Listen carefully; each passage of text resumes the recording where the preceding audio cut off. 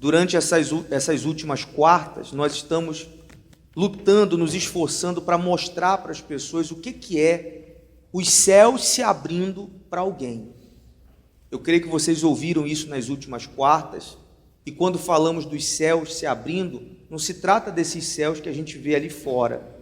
Não é um lugar físico, não é um lugar que a gente consegue ver, mas é um lugar espiritual. É quando Deus se revela para uma pessoa de forma tão real que a vida dela muda definitivamente.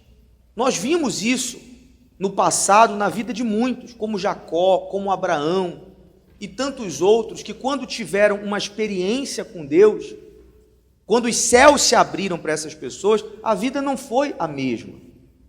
E se você parar para pensar, esse é o nosso desejo, que aconteça com todos.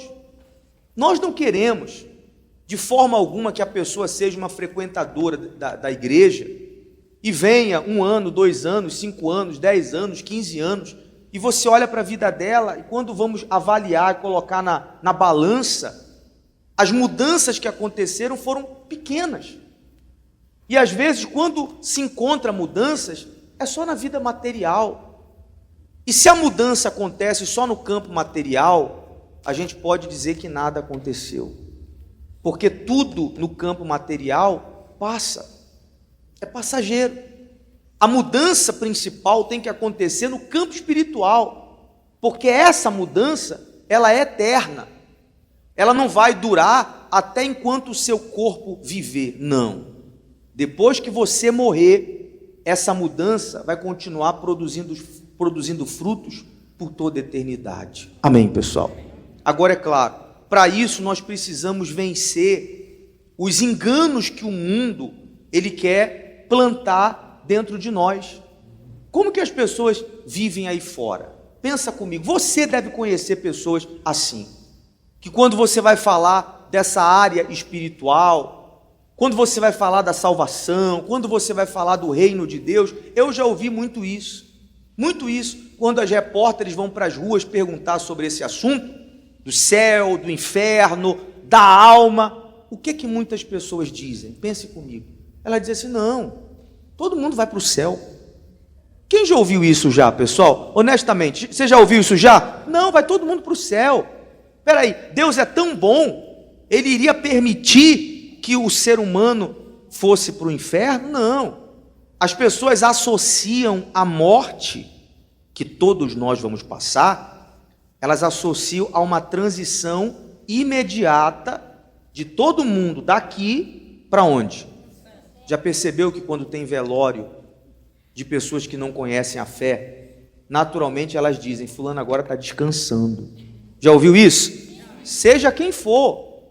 Às vezes o sujeito era um bandido, era um estuprador, era um ladrão, vivia uma vida toda torta, mas porque os familiares amam aquela pessoa, e eu não sei se às vezes no afã de querer trazer um conforto para a família, dizem assim, não, fulano agora está descansando. Quando aquela pessoa que morreu é um músico, fala, não, agora está tocando e está cantando aonde? No céu.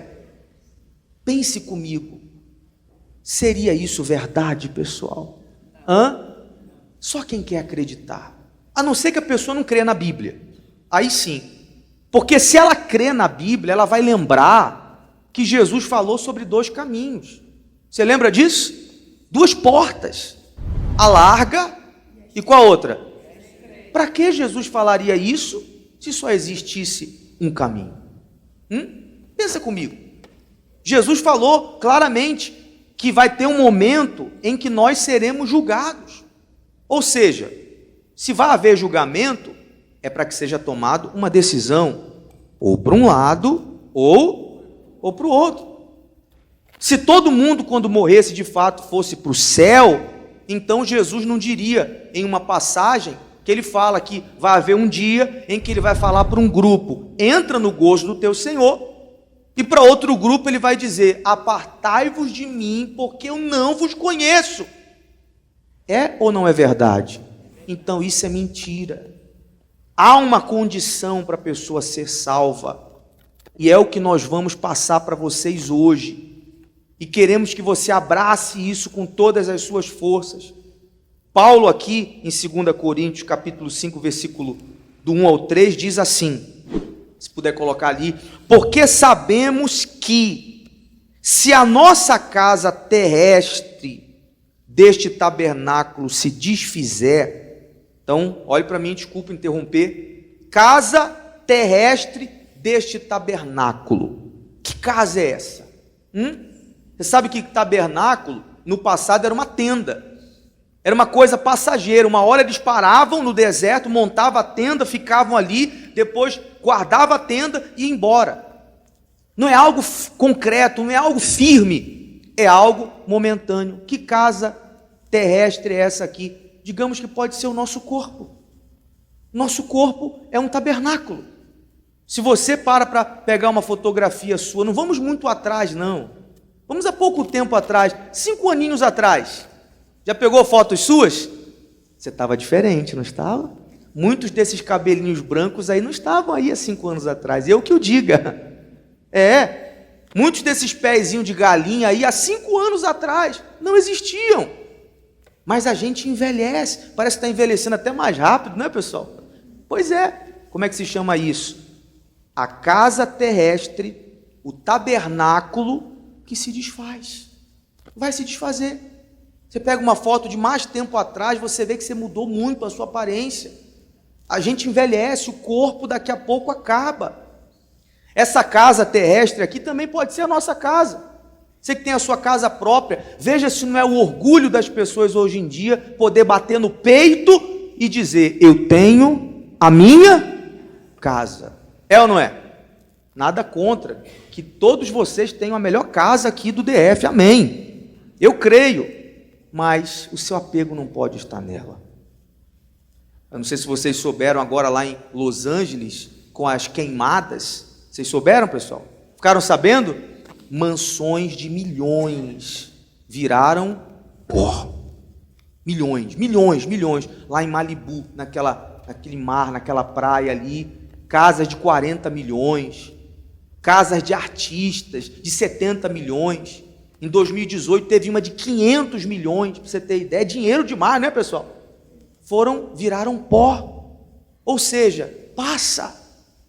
Aí ele prossegue dizendo, vamos ler de novo, porque sabemos que se a nossa casa terrestre desse tabernáculo se desfizer, temos de Deus, o que, gente? Um edifício, uma casa não feita por mãos, eternas nos céus. E por isso também gememos, desejando ser revestidos da nossa habitação, que é aonde? Ora, quem quer de fato ser salvo, entende isso, entende que aqui é só uma tenda, é só passagem, mas sabe que a habitação final e oficial é onde, gente? É no céu. E se para isso, para chegar lá, a pessoa tem que gemer, ela tem que sacrificar, ela faz isso. Ela não mede esforços, mas só aceita gemer, só aceita sacrificar quem consegue enxergar os céus abertos. Quem consegue enxergar isso que nós estamos falando para vocês. Porque por incrível que pareça, eu estou falando aqui, parece que está todo mundo entendendo. Tem gente que não está entendendo. Tem gente que vai sair daqui e ela vai continuar colocando mais força no campo material, na área material, do que em qual área? No espiritual.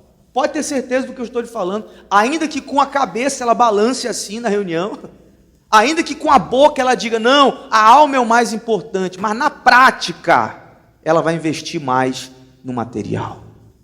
Então isso não pode acontecer, porque a minha vida é resultado do que eu mais invisto. Se você investe mais no material, o seu material pode até crescer, mas o espiritual vai ficar pobre. Agora, se você investe mais no espiritual, o seu espiritual vai crescer e no material não vai faltar nada para você.